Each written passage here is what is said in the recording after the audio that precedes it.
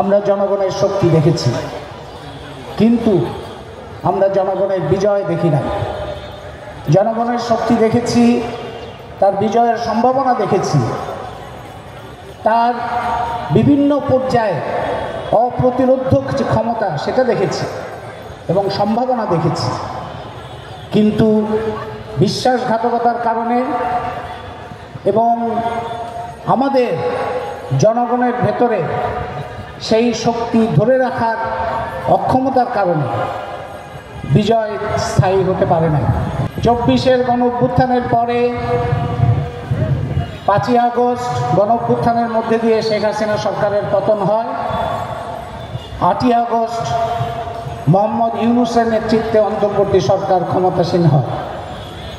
তারপরে এই গণ-অভ্যুত্থানের প্রক্রিয়ার মধ্যে দিয়ে মানুষের মধ্যে যে প্রত্যাশা তৈরি হয়েছিল, আমার মনে আছে গত 2রা আগস্ট আমি বলেছিলাম এই দোহযাত্রার বক্তব্যের মধ্যেই যে হাসিনা সরকারের পতনই মানুষের অধিকার নিশ্চিত করতে পারবে না। হাসিনা সরকারের পতনের পরেও স্বৈরতন্ত্র পুনঃপ্রতিষ্ঠা হতে পারে। হাসিনা দখল থেকে, আওয়ামী লীগের দখল থেকে গণমানুষের মুক্তিযুদ্ধকে পুনরুদ্ধার করতে হবে। হাসিনার পরিবর্তন, তার যে পদত্যাগ, পতন অবশ্যম্ভাবী। আমাদের এখন আলোচনা করতে হবে আমরা গণতান্ত্রিক রূপান্তর কিভাবে করব, বৈষম্যহীন সমাজের দিকে কিভাবে যাব। সেই গণতান্ত্রিক রূপান্তরের দিকে যাত্রায় জনগণের যে শক্তি, সংহতি, ঐক্য দরকার, সেখানেই আমাদের ঘাটতি। ইউনূস সরকারের যে জনগণের যে প্রত্যাশা তৈরি হয়েছিল, একের পর এক সেই প্রত্যাশা ভঙ্গ করে ইউনূস সরকার আজকে 1 বছর পাড়ি দিয়েছে। আমরা যারা রক্ত দিয়েছে, যারা এখন পর্যন্ত জখম হয়ে আছে, সেই নিহত শহীদদের তালিকা, তাদের ক্ষতিপূরণ তো শহীদের জন্য কোনো ক্ষতিপূরণ হয় না, কিন্তু তাদের আমরা প্রথম থেকেই বলছি রাষ্ট্রকে তাদের দায়িত্ব নিতে, সেখানে রাষ্ট্র পুরোপুরি দায়িত্ব নিতে দীর্ঘসূত্রিতার পরিচয় দিয়েছে। যারা আহত, তাদের চিকিৎসা করতে নানা রকম জটিলতা তৈরি হয়েছে। এবং তাছাড়াও যে কাজ অন্তর্বর্তী সরকার করেছে, যেভাবে অন্তর্বর্তী সরকার পরিচালিত হচ্ছে, তাতে আমরা অন্তর্বর্তী সরকারের উপরে শেখ হাসিনা সরকারের ছায়া দেখতে পাচ্ছি। সেই একই রকম স্বৈরতন্ত্র, একই রকম জনগণের উপরে বিভিন্ন ধরনের নিপীড়ন, একই রকম বৈষম্যমূলক ব্যবস্থা টিকিয়ে রাখা। সরকারি একটা কথা আছে, আপনারা বিভিন্ন সরকারের মুখে শুনে থাকবেন যে রাতারাতি কিছু করা সম্ভব না। আমরা জানি রাতারাতি কিছু করা সম্ভব না। এবং অন্তর্বর্তী সরকার যে অস্থায়ী সরকার, অন্তর্বর্তী সরকার যে অনেক কিছু করতে পারবে না, সেটাও আমরা বুঝি। রাতারাতি পরিবর্তন তাদের কাছ থেকে আমরা প্রত্যাশাও করি না, কিন্তু আমরা প্রত্যাশা করেছিলাম পরিবর্তনের সূচনা। আমরা প্রত্যাশা করেছিলাম শ্রমিকরা যদি বকেয়া মজুরির আন্দোলন করে, এই সরকার যে শ্রমিকদের আন্দোলনের উপরে যে সরকার দায়িত্ব নিয়েছে, সেই সরকার তাদের প্রতি সংবেদনশীল হবে। আপনারা খেয়াল করলে দেখবেন এই গণ-অভ্যুত্থানে যারা অংশ নিয়েছে, যারা প্রধান ভূমিকা পালন করেছে, শিক্ষার্থীর একটা বড় অংশ এখানে অংশ নিয়েছে। সংখ্যালঘু জাতির মানুষ, সংখ্যালঘু ধর্মের মানুষ এখানে অংশ নিয়েছে। নারী একটা বিশাল অংশ নারী ভূমিকা নিয়েছে। এখানে অংশ নিয়েছে ভাষা এবং ধর্মীয় বৈচিত্র্যের, লিঙ্গীয় বৈচিত্র্যের মানুষ। এবং গত 1 বছরে যারা গণ-অভ্যুত্থানের প্রধান শক্তি ছিল, তারাই একের পর এক আক্রান্ত হয়েছে। নারী আক্রান্ত হচ্ছে এখনো। সংখ্যালঘু ধর্মের মানুষ, তারা শুধুমাত্র পরিচয়ের কারণে তাদের নিরাপত্তাহীনতার মধ্যে থাকতে হচ্ছে। সংখ্যালঘু জাতির মানুষ পাহাড়ে এবং সমতলে নানানভাবে আক্রান্ত হচ্ছে। শিক্ষক, আপনারা খেয়াল করলে দেখবেন গত 1 বছরে শাহবাগ থেকে শুরু করে প্রেস ক্লাব এবং বিভিন্ন জায়গায় যত সমাবেশ হয়েছে, অবস্থান ধর্মঘট হয়েছে, অনশন হয়েছে, কারা করেছে? শিক্ষার্থীরা করেছে, শিক্ষকরা করেছে, নারী করেছে, সংখ্যালঘু ধর্মের মানুষ করেছে, সংখ্যালঘু জাতির মানুষ করেছে। কি কারণে? কারণ হচ্ছে তারা অধিকারের জন্য, অন্যায়ের প্রতিবাদের জন্য এবং কাজের জন্য। 24-এর আন্দোলন শুরু হয়েছিল কর্মসংস্থানের দাবিতে, আর এই গণ অভ্যুত্থানের পরে যে সরকার ক্ষমতায় এসছে, তারা আসার পরে দেখা যাচ্ছে যে কাজের জন্য একের পর এক মিছিল সভা হচ্ছে, সরকারের সেদিকে মনোযোগ নাই, সরকারের তাদের প্রতি সংবেদনশীলতা নাই, তাদের উপরে পুলিশের গুলি হচ্ছে। এবং গণ অভ্যুত্থানের মধ্যে দিয়ে সরকার আসার পরে পুলিশের গুলিতে যারা নিহত হয়েছে তাদের মধ্যে নারী শ্রমিক চম্পা খাতুন হচ্ছেন প্রথম শহীদ। এবং শ্রমিকদের জীবন জীবিকা টিকিয়ে রাখার যে বাহন অটোরিকশা, সেটা বুলডোজার দিয়ে ভেঙে গুড়িয়ে দেওয়া হয়েছে। মব সন্ত্রাস করে মানুষের বাড়িঘর ভাঙা হয়েছে, হামলা করা হয়েছে, বিভিন্ন প্রতিষ্ঠানে হামলা করা হয়েছে। কিছু লোকের ভাড়াটিয়া হিসাবে মব সন্ত্রাস তৈরি হয়েছে, কাউকে বসানোর জন্য, কাউকে ওঠানোর জন্য। এই যে ঘটনাগুলো ঘটেছে, এটা সরকারকে আমরা দায়ী করতাম না যদি আমরা দেখতাম যে সরকার এগুলো থামানোর জন্য উদ্যোগ নিচ্ছে। আমরা বরঞ্চ দেখতে পাচ্ছি সরকারের মধ্যে কেউ কেউ এই মব সন্ত্রাসকে যৌক্তিকতা দেওয়ার চেষ্টা করছে।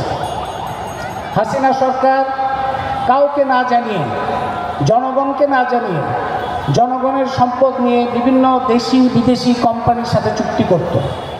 এটা ছিল হাসিনার বিরুদ্ধে আমাদের একটা বড় অভিযোগ। জনগণের জীবন নিরাপত্তাহীন করে, প্রাণ প্রকৃতি বিনাশ করে, বাংলাদেশের স্বার্থ জলাঞ্জলি দিয়ে জাতীয় স্বার্থ বিরোধী বিভিন্ন চুক্তি করত।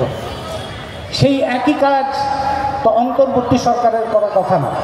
রাতারাতি কিছুই বদলাইতে হবে না, কিন্তু তার ভূমিকার পরিবর্তনের সূচনা তো হতে হবে। কি কারণে এই সরকার চট্টগ্রাম বন্দর বিদেশিকে দেওয়ার জন্য হাসিনার যে প্রকল্প, সেই প্রকল্প বাস্তবায়নের জন্য অস্থির, দিশেহারা? মোহাম্মদ ইউনূসের ভাষা যে এর বিরুদ্ধে যারা কথা বলবে তাদেরকে থামাতে হবে, এটা তো স্বৈরতন্ত্রের ভাষা। কি কারণে মোহাম্মদ ইউনূসের সরকার বিনা টেন্ডারে বিদেশি কোম্পানির হাতে চট্টগ্রাম বন্দর তুলে দেবে, ঠিক হাসিনা সরকারের মতো? কি কারণে পেট্রো বাংলা জানে না হাসিনা সরকারের তথাকথিত বিশেষ সহকারী বিদেশে গিয়ে বিনা টেন্ডারে এলএনজি আমদানির চুক্তি করবে? কি কারণে জনগণের জানে না, বিমান জানে না 25টা বোয়িং বিমান কেনার চুক্তি করতে হবে? মার্কিন যুক্তরাষ্ট্রকে খুশি করার জন্য, তাদের স্বার্থ রক্ষার জন্য বর্তমান সরকার কেন বেপরোয়া হবে? সরকার মাঝে মধ্যে বলে, সরকারের ঘনিষ্ঠ লোকজন বলে যে ভারতের আধিপত্য আমরা মানব না। কিন্তু ভারতের আধিপত্য কোথায় কোথায় আছে, কোনভাবে আছে, কোন চুক্তিতে আছে, সেটা প্রকাশ করতে আপনাদের সমস্যা কোথায়? ভারতের আধিপত্য আদানি চুক্তি বাতিল কেন আপনারা করছেন না? ভারতের আধিপত্য রামপাল, সুন্দরবন বিনাশী রামপাল প্রকল্প কেন আপনারা বাতিল করছেন না? ভারতের সাথে ট্রানজিট নিয়ে যে জাতীয় স্বার্থবিরোধী চুক্তি, সেটা কেন আপনারা বাতিল করছেন না? তাহলে ভারতের আধিপত্য বিরোধী কথা আপনাদের একটা বাগাড়ম্বর হিসেবে আপনারা উপস্থিত করছেন। অন্যদিকে মার্কিন যুক্তরাষ্ট্র ট্রাম্প যে আদেশ দিচ্ছে, সেই আদেশ পালনের জন্য একের পর এক বাংলাদেশের স্বার্থ বিনাশী, বাংলাদেশের স্বার্থকে জলাঞ্জলি দিয়ে তাদের কাছ থেকে একের পর এক অস্ত্রসহ অপ্রয়োজনীয় সব পণ্য আমদানি করবেন, বোয়িং কিনবেন 25টা, বা বাংলাদেশের হাজার হাজার কোটি টাকা দিয়ে, এবং তাদের সাথে গোপন চুক্তি করবেন। এইভাবে যে মার্কিন যুক্তরাষ্ট্রের সাথে যে আলোচনা হবে, যে চুক্তি হবে, সেটা প্রকাশ করা যাবে না। এই যে নন ডিসক্লোজার এগ্রিমেন্ট বলে একটা কথা আছে, যে এটা প্রকাশ করা যাবে না, সেটাই চুক্তি, এবং সেটাই এই সরকার করেছে। তা আমরা এই যে তৎপরতা চলছে, এটা তো গণ অভ্যুত্থানের যে প্রত্যাশা, তার বিপরীত যাত্রা। সরকার এই উল্টো যাত্রা যদি করতে থাকে, তাহলে জনগণের গ্রহযাত্রা তো অবশ্যই অব্যাহত রাখতে হবে। কারণ গ্রহযাত্রা এটা কোনো একটা আনুষ্ঠানিকতা ছিল না, এটা ছিল জনগণের একটা শক্তি, জনগণের ঐক্য, জনগণের সংহতি, এই দেশকে একটা মানুষের মানুষের বাসযোগ্য দেশে পরিণত করার জন্য, একটা বৈষম্যহীন সমাজের যাত্রা তৈরি করার জন্য, একটা গণতান্ত্রিক রূপান্তর করার জন্য, স্বৈর শাসনের ভিত্তি উৎপাদন করার জন্য। সেই জন্য আজকে আমরা দোহযাত্রা থেকে বলতে চাই, বাংলাদেশে সকল শহীদ এবং আহত তাদের পূর্ণ দায়িত্ব এই রাষ্ট্রকে নিতে হবে এবং জুলাই হত্যাকাণ্ডের বিচার যথাযথভাবে করতে হবে। কোনো রকম এই জুলাই হত্যাকাণ্ডের বিচার করতে যে পুরো প্রক্রিয়াকে ক্ষতিগ্রস্ত করার মতো যে সমস্ত কাজ সরকার করছে, যেমন পাইকারি মামলা দেওয়া, অজ্ঞাতনামা আসামি করে পুরো মামলাটাকে একটা খেলোতে পরিণত করা হচ্ছে, আটক বাণিজ্য, গ্রেপ্তার বাণিজ্য সেটা করা হচ্ছে, চাঁদাবাজি করা হচ্ছে, মব সন্ত্রাস করা হচ্ছে। আমরা এই দোহযাত্রা থেকে বলতে চাই, সব মব সন্ত্রাস, চাঁদাবাজি, পাইকারি মামলা, আটক বাণিজ্য এগুলো বন্ধ করতে হবে, এগুলো চলবে না। আমরা বলতে চাই, বাংলাদেশের মানুষের দীর্ঘমেয়াদী প্রভাব পড়বে, বাংলাদেশের মানুষের স্বার্থ জলাঞ্জলি হবে এই ধরনের কোনো চুক্তি, সেটা চট্টগ্রাম বন্দর হোক, সেটা স্টারলিংক হোক, সেটা যুক্তরাষ্ট্রের নানান পণ্য আমদানি হোক, অস্ত্র আমদানি হোক, প্রতিরক্ষা চুক্তি হোক, এই ধরনের কোনো চুক্তি এই সরকার করতে পারবে না। আমরা এই দোহযাত্রা থেকে বলতে চাই, নারী, জাতিগত সংখ্যালঘু, ধর্মীয় সংখ্যালঘু, তারা কোনোভাবে এবং লিঙ্গীয় বৈচিত্র্যের যে মানুষেরা, তাদের উপরে আক্রমণ, তাদের হয়রানি, অফলাইন অনলাইনে তাদের উপরে যে বিভিন্নভাবে নির্যাতন, সেটা বন্ধ করতে হবে। সরকারের দায়িত্ব, সরকারের প্রশ্রয় দেওয়া বন্ধ করতে হবে।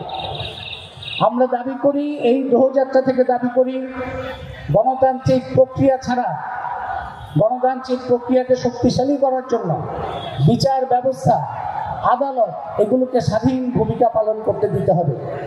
নির্বাচন করার জন্য সকল পর্যায়ে, জাতীয় সংসদ থেকে সকল পর্যায়ে নির্বাচন যাতে অবাধ এবং নিরপেক্ষ হয় এবং জনগণ যাতে যথাযথভাবে তাদের মত প্রকাশ করতে পারে, সেই জন্য অতীতের মতো যেন পেশি শক্তির ব্যবহার না হয়, যাতে চোরাই টাকার ব্যবহার না হয়, যাতে সাম্প্রদায়িকতা ইত্যাদি কোনো ভূমিকা পালন না করতে পারে, সেই জন্য প্রাতিষ্ঠানিক সংস্কার করতে হবে।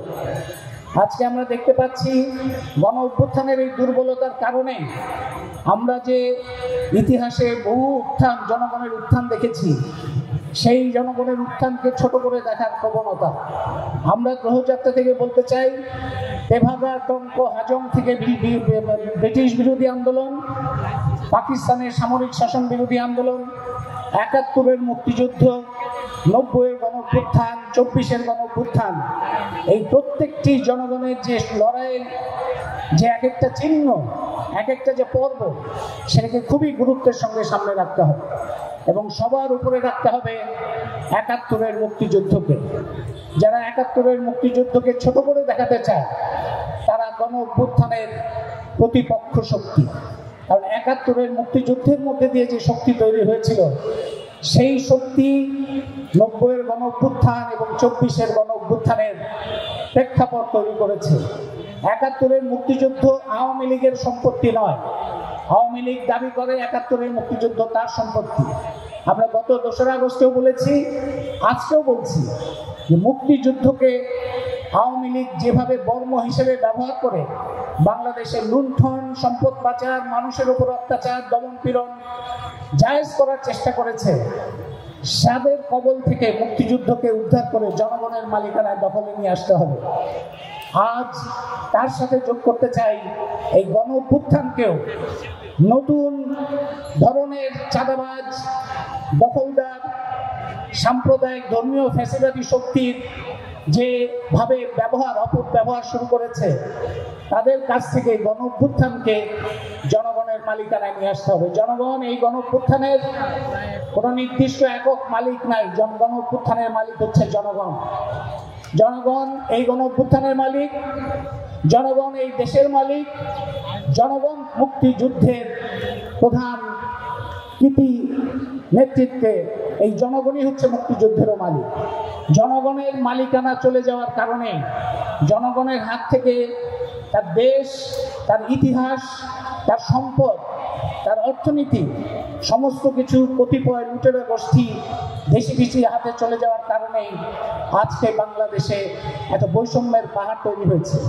আমরা যে বৈষম্যহীন সমাজ করতে চাই, সেই বৈষম্যহীন সমাজের 4টা জায়গা খুব সুনির্দিষ্ট করতে হবে। আমরা দোহযাত্রা থেকে বলতে চাই, শ্রেণী বৈষম্য তার একটি।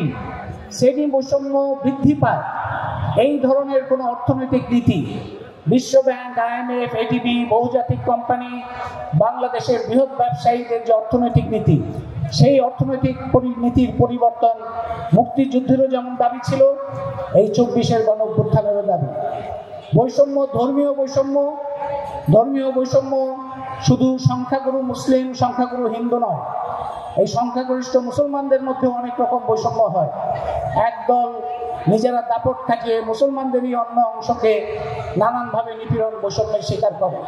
সুতরাং ধর্মীয় বৈষম্যের কোনো রীতিনীতি কিংবা ব্যবস্থা রাষ্ট্রের থাকা চলবে না। জাতিগত বৈষম্য, বাংলাদেশে যে বাঙালি ছাড়া অন্যান্য অনেক জাতি আছে, সেই স্বীকৃতি থাকতে হবে। অন্তর্বর্তী সরকারের ভাষায় এখন পর্যন্ত সেই স্বীকৃতি আসে নাই।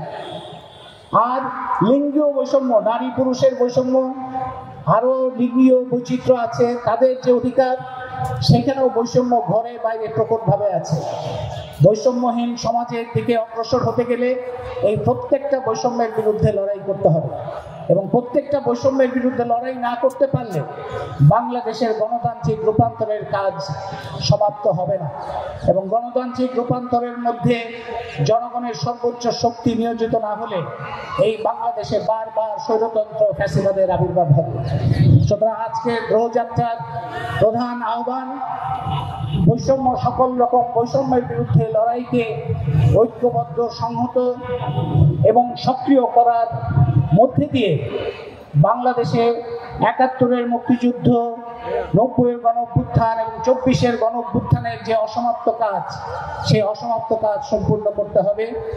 আজকে দোহযাত্রার পক্ষ থেকে আপনাদের সেই কাজে আমরা সম্মিলিতভাবে ভূমিকা পালন করব, সম্মিলিতভাবে সাধ্যমতো সক্রিয় থাকব এবং বাংলাদেশের সকল পর্যায়ের মানুষের ঐক্য এবং সংহতি তৈরি করে কতিপয় গোষ্ঠী যারা এই দেশকে নরকে পরিণত করে, যারা এই দেশকে নির্যাতনের কারখানা বানায়, যারা এই দেশকে লুণ্ঠনের উৎস বানায়, তাদেরকে পরাজিত করতে হবে। ধর্মীয় ফ্যাসিবাদ কিংবা জাতিগত ফ্যাসিবাদ, কোনো ধরনের ফ্যাসিবাদ যেন এর পথে বাধা না হতে পারে, সেই জন্য আমাদের সবসময় সক্রিয় এবং সতর্ক থাকতে হবে। আমাদের সেই সম্মিলিত শক্তি আরও বিস্তৃত হোক, শ্রমজীবী মানুষ থেকে শুরু করে সকল জাতি ধর্মের মানুষের ঐক্য সংহতি বিস্তৃত হোক। বাংলাদেশে এই আন্দোলন, এই লড়াই যত শক্তিশালী হবে, সেটা শুধুমাত্র বাংলাদেশ না, সারা বিশ্বের মানুষকে অনুপ্রাণিত করবে। সারা বিশ্বে মার্কিন সাম্রাজ্যবাদ, প্যালেস্টাইন যে বর্বর হত্যাকাণ্ড ইসরায়েলের মাধ্যমে চালাচ্ছে, তারাও এখান থেকে শক্তি পাবে। বিশ্বের এক জায়গায় গণতান্ত্রিক লড়াই যত শক্তিশালী হয়, সারা বিশ্বে মানুষ তাতে অনুপ্রাণিত হয়, শক্তি পায়। সুতরাং আমাদের লড়াই যেমন বাংলাদেশের ভিতরে লড়াই, এই লড়াই সারা বিশ্ববাসীর জন্য লড়াই। সেই লড়াইয়ে আমরা সকলে সর্বোচ্চ সক্রিয়তা নিয়ে থাকবো, এই কথা আবার উচ্চারণ করে আপনাদের সবাইকে ধন্যবাদ জানিয়ে, অভিনন্দন জানিয়ে, দোহযাত্রা, বৃষ্টি আসছে, কিন্তু বৃষ্টি আমাদের এই দোহযাত্রা থামাতে পারবে না। বৃষ্টিকে সাথে নিয়ে, এটা বৃষ্টির মৌসুম, বৃষ্টিকে সাথে নিয়ে আমরা দোহযাত্রায় যাব। সবাইকে অংশীদার হওয়ার জন্য আহ্বান জানিয়ে আমার বক্তব্য এখানে শেষ করছি।